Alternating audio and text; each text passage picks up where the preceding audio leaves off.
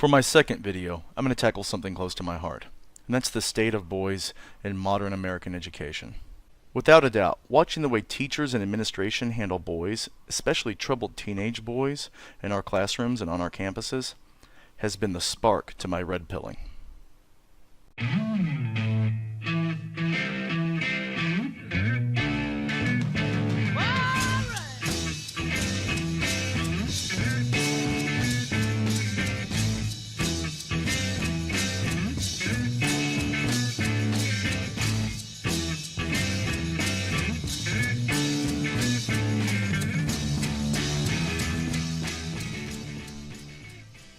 I'll begin by stating that I speak of boys, young men, and men.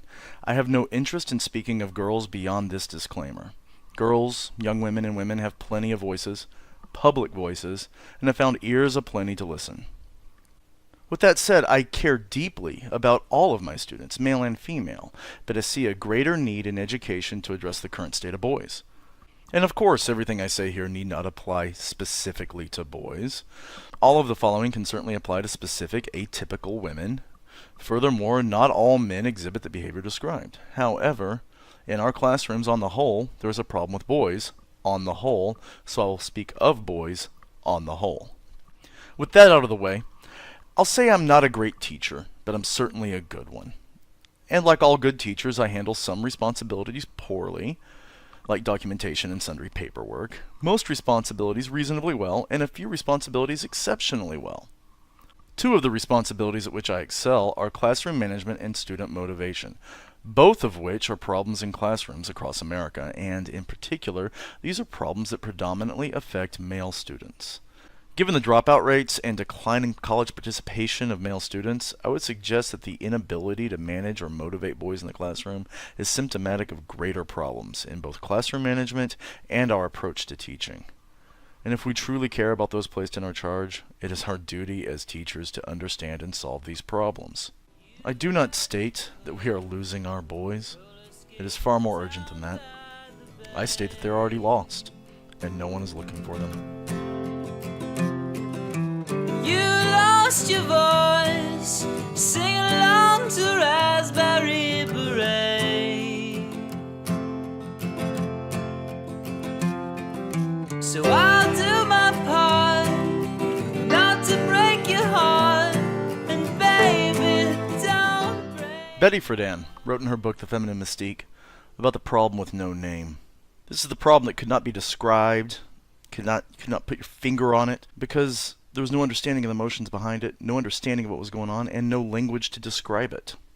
This was a problem of misplaced personhood, of failed aspirations, and being understood only one way and told that this is your place, this is where you must be. You see, this is a problem of 1950s housewives, middle-class women, upper-middle-class women. They felt constrained into one path, one possibility, by those around them, by the society around them, by their families, by their friends, by what was expected of them. And they felt constrained, of course, if you don't know the story, to be housewives, caretakers, mothers, nurturers. And for many women this was fine, but for quite a few women this was not fine. And part of the problem was just the expectation itself, and part of the problem was that they weren't allowed to talk about it. To suffer any mention of it was to say that you hated your family, you hated your husband, you hated your society. And so they remained in silence, and they remained in desperation. And I think this is the same problem we're facing today with our boys. In Western society, we have a problem that we can't talk about. To do so is rude or inappropriate. And that leads to desperation, a similar desperation to what Friedan faced and what the women during her time faced. But the need to speak out is important, because without giving voice to these issues, without overcoming the fear to speak about these issues, those boys are still lost, and we're still not looking for them. Our boys have a problem with no name. We cannot name it because the language used is considered primitive or even impolite. And without this language, we are left shrugging our shoulders, wondering aloud, what is wrong with boys? The problem's not boys. The problem's the failure of their elders, their mentors, their educators. This failure lies in our inability to risk being impolite, to risk looking at the language of the past, to risk treating seriously our mythology and our history. Going forward, I will use language and thought that embraces those archaic, discarded principles of the past.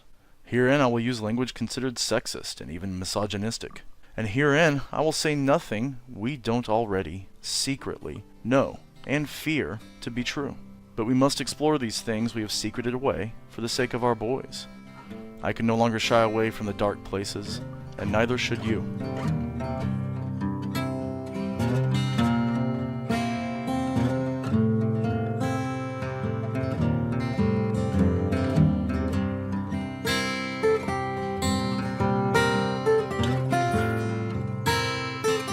So going forward in this series, and it will be a series, necessitates laying out a few premises upon which the language I use is going to rely. Premise 1, there are biological differences between men and women, boys and girls. Evolutionary differences.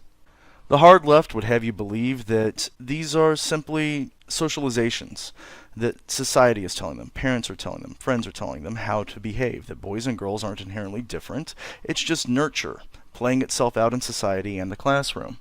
But medical science tells us that there's actual differences.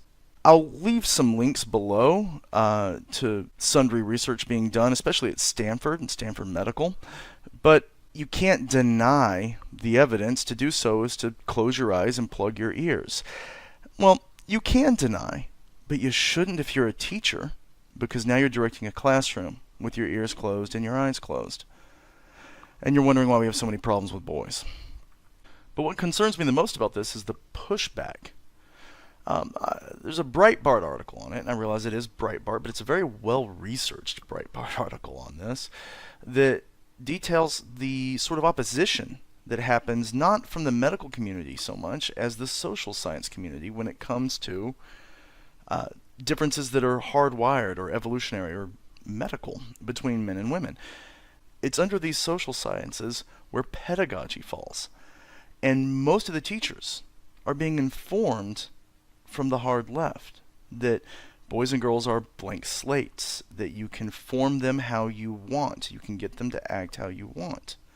And it's not just me saying the left's position that you can craft these behaviors is absurd.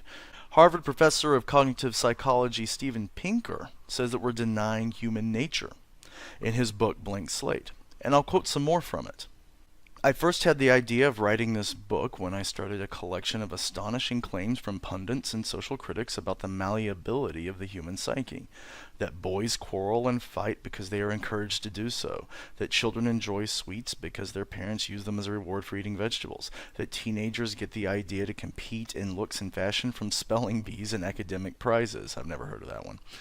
That men think the goal of sex is an orgasm because of the way they were socialized. Yeah, and this is what our kids and the people teaching our kids are being taught. And it's just plain wrong according to any scientific evidence. So in this series, I'll be proceeding from the assumption that there are differences, biological differences, evolutionary differences, between men and women, and thus boys and girls. Without this, we keep heading the same direction we are. I think this is the root of how to help young boys and the disparity we see in academic performance between boys and girls, especially teenage boys and girls. Now, of course, not all boys or girls exhibit extreme behavioral differences, but there are obviously enough boys that exhibit enough of a difference that it can be called an issue on the whole. And that's where I hope to insert my perspective.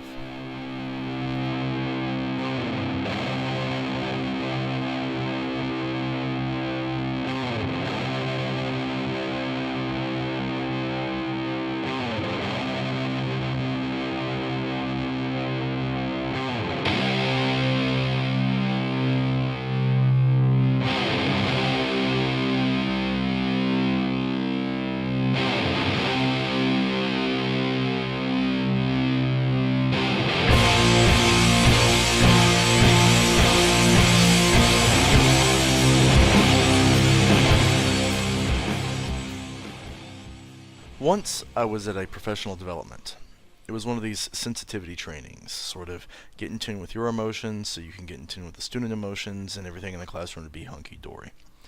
At one point, they asked us to think of some contradictions within gender. And most of the people put up this sort of pap, like, well, girls think they have to be girly, but they really can be something else, or boys think they have to be manly, but they could really be something else, and it's all very uninspiring and uninventive. But I wrote down on a piece of paper that I decided to share out, and it was risky to do so, and I wish I would have kept it to throw up here. But it said, in essence, that a boy should never be violent. A boy should never be violent. And we will tolerate no such behavior. Unless it's to defend a girl, or to defend the weak, or to defend your family, or to defend our country, or to defend me. But seriously, no violence allowed. It garnered an ovation at this meeting. People clapped, people cheered. I had people taking photographs of this piece of paper because they thought it was inspiring. My point was twofold. My first point was that aggression was a reality, one we need to deal with in a positive way, one that is either a blight or a tool, depending on if we have the courage to teach our young men how to use it. And my other point was that men cannot choose to be violent. They are merely permitted in our society. And in fact, they are expected to be violent when we see fit. In other words, men are tools to be used, to be put in harm's way, and even destroyed if others deem it necessary. Men are, by default, the expendable species of human. And if we do not acknowledge the cold reality, the evolutionary reality of this necessary state of affairs, what are boys to do? Whom do they hurt? Why should we expect them to be other than arbitrarily violent? Aggression, and even violence, is a tool, one that needs tutelage to master, but who are the masters willing to undertake this task? Certainly not educators in this post-gender, post-national, post-dodgeball political environment. Furthermore, aggression is absolutely necessary for mating. I certainly did not gain my beautiful wife through my good looks. My wit, my boldness, my dominance played a much larger and necessary role, but we'll get more into mating in another video. And we cannot be rid of aggression. It's here to stay.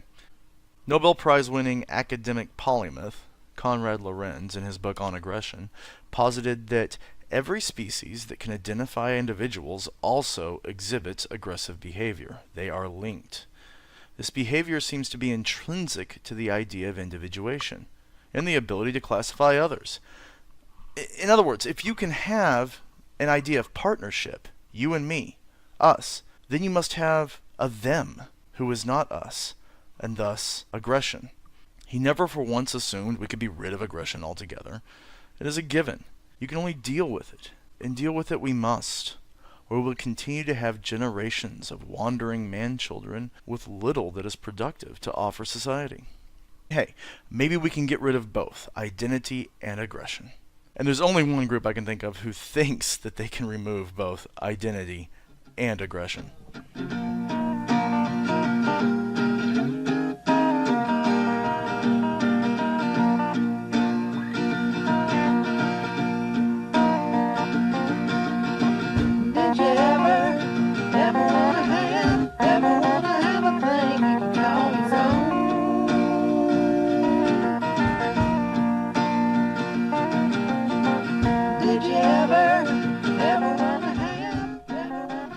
Oh boy, ego boundaries. So the third part of our necessary language is the language of ego boundaries. Now, I'm by no means a psychology expert. I've dabbled in it here and there, but I'm going to do my best to present this fairly, objectively, and factually.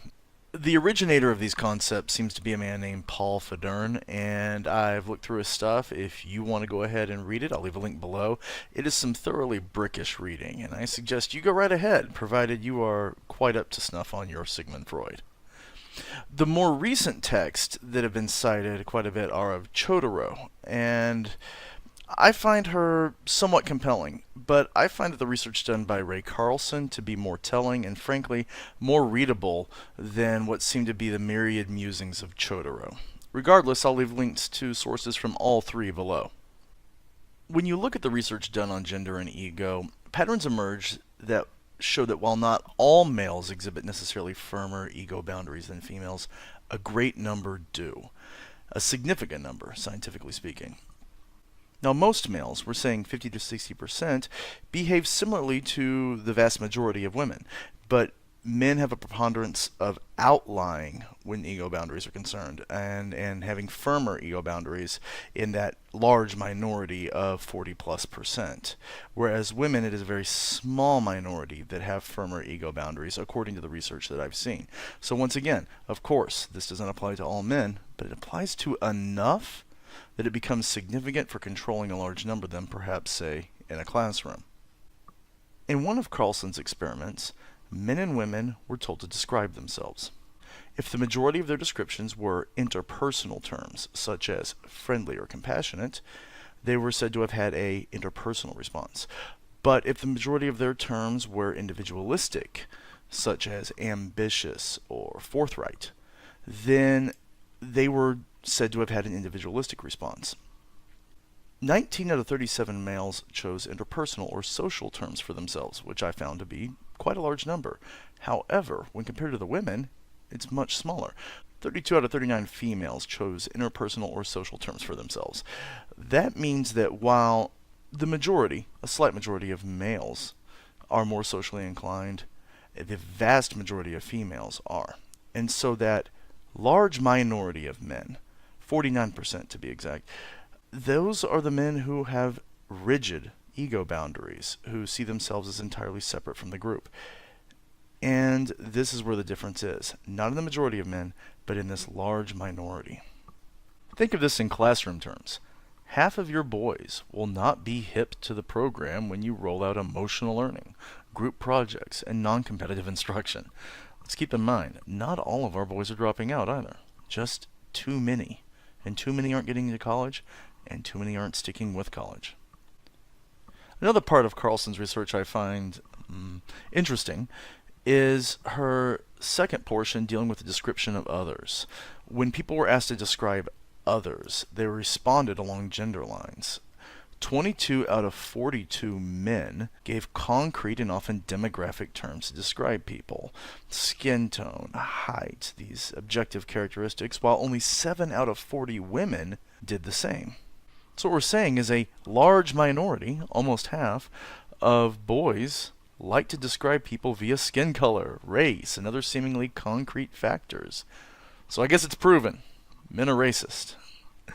But seriously, put another way, when you remove the ability for boys to speak in these concrete and politically verboten terms, you're forbidding them to speak instinctively. You are subjugating them to follow only what is most natural for women. Once again, not all males, but half of them will have their natural linguistic inclination silenced.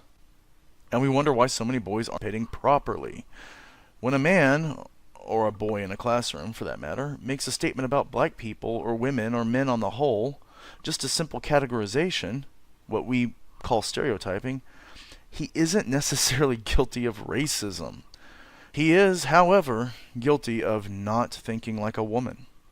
And of course, we men not only categorize along demographic lines. You'll see this quite often. Most frequently, we can see this playing out in a less controversial manner when men introduce themselves to one another. Almost always this question gets asked. What do you do? We need to categorize each other. We need to have a starting point based on who you are, in a very concrete sense. And for most men, what you do for a living is a large, if not the most significant part of who you are. So to sum up in plain terms, men are more likely than women to exhibit firm ego boundaries, to draw identity lines, and to separate themselves from others, and to categorize people. Some characteristics of firm ego boundaries are self-determination, category, hierarchy, justice, and independence. But the downsides are, those with firm ego boundaries can be aloof, arrogant, callous, and at their worst, sociopathic. Flexible ego boundaries, however, are characterized by group orientation, similarity with each other, fluidity, empathy, and reliance. But the downsides are anxiety, passive aggression, emotional martyrdom even, and a sort of dejection or disillusion with the world around you should it not operate the way you see fit. In the classroom, I find the lens of the ego boundary to be indispensable when dealing with behavior issues, especially disciplines and motivating students to behave properly. But we'll get into that more in further episodes in the series. A cloaking robe of elven kind hangs in my wardrobe behind all those things that mother said were proper for a boy, and I know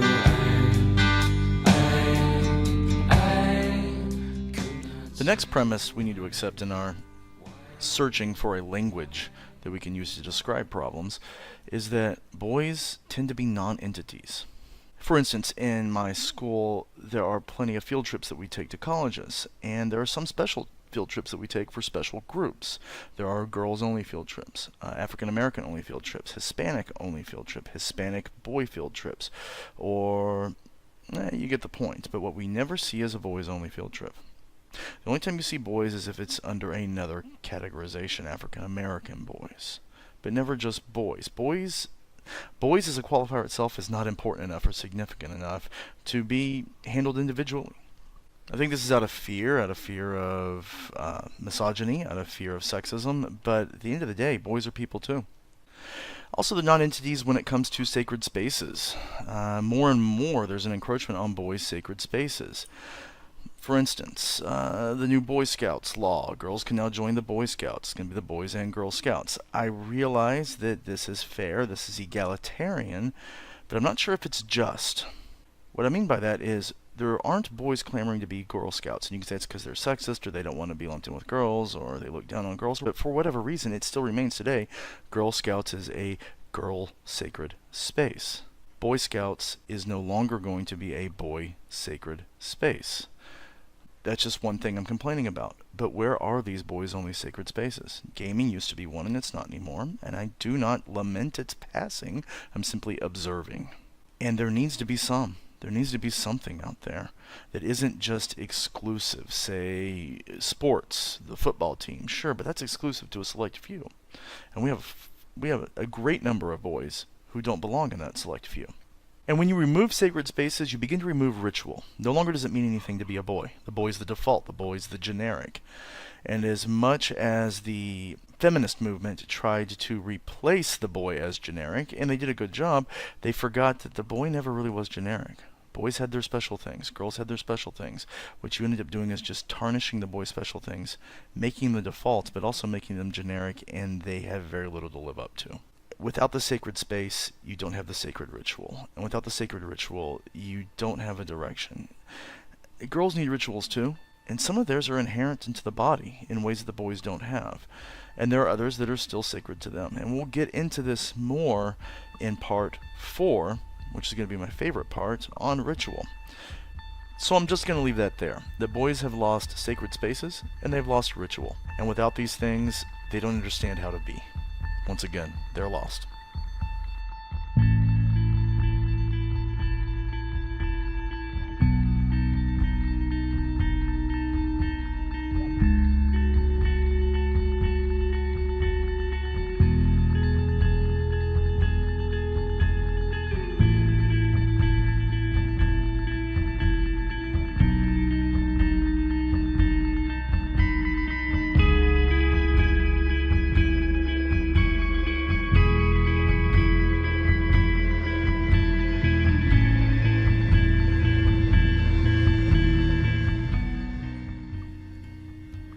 The last thing that our language is going to hinge on is the notion that boys suffer.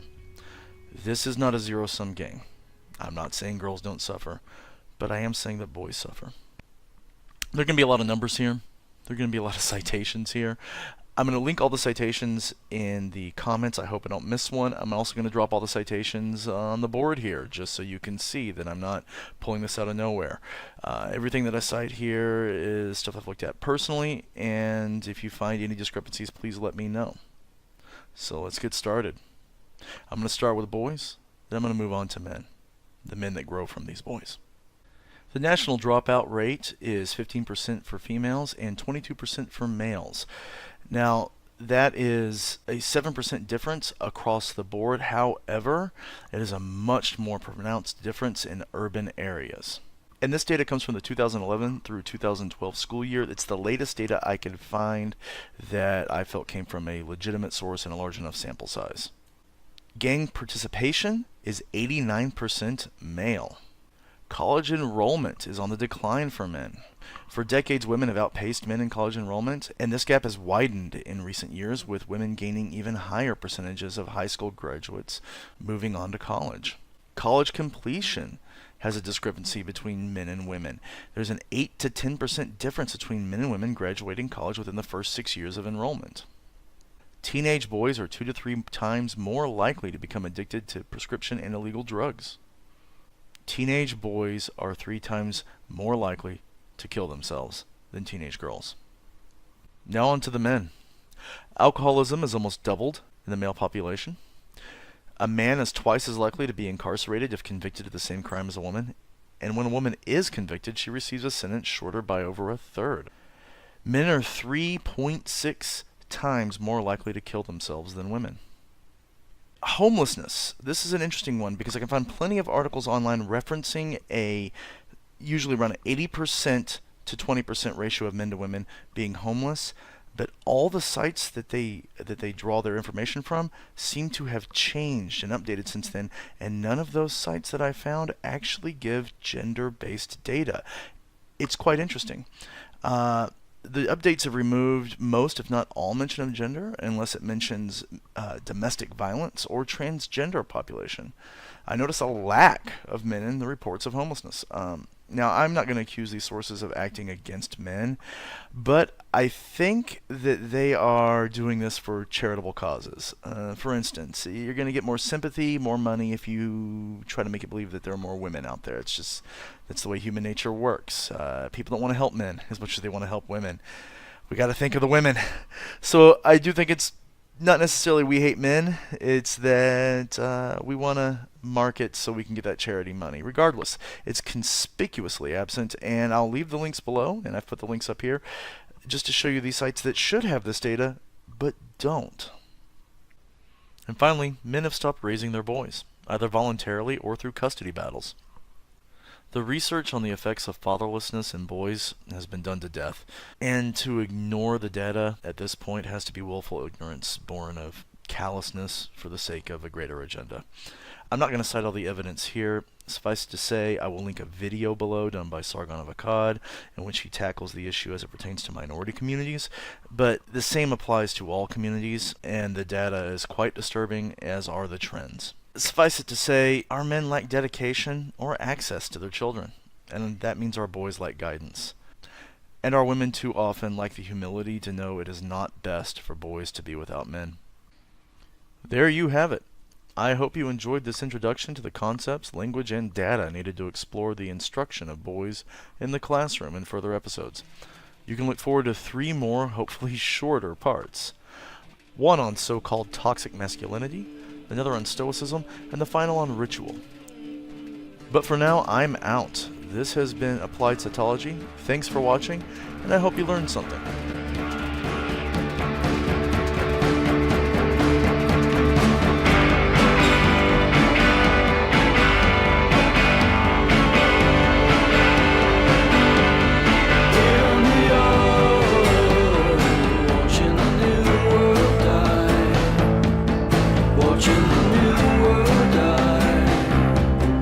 Watching